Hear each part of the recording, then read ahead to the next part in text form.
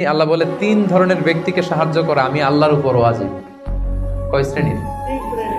এর মধ্যে এক শ্রেণীর হচ্ছে যে বিয়ে করতে চায়, আর নাকি আল্লাযী ইউরিদুল আফাফ, পুত পবিত্র থাকতে যে, চরিত্র বাঁচাতে যে বিয়ে করতে চায়, টাকা নাই, সমস্যা এটা সেটা, কিন্তু খুব চাচ্ছে বিয়ে করতে। আল্লাহ বলে ওই যুবককে হেল্প করা আমি আল্লাহর জন্য ওয়াজিব হয়ে গিয়েছে। অনেকে বিয়ে করে না এই জন্য যে আগে ধনী হয়ে নেই, টাকা পয়সা কিছু হোক এরপরে বিয়ে করবো, কিন্তু ইসলামের সিস্টেম হচ্ছে আগে বিয়ে করো, এরপরে আমি আল্লাহ তোমার ধনী বানাই দেবো। ধনী বানায় দেয় কে? তো আপনি আল্লাহর সিস্টেমে চলবেন না আপনার সিস্টেমে?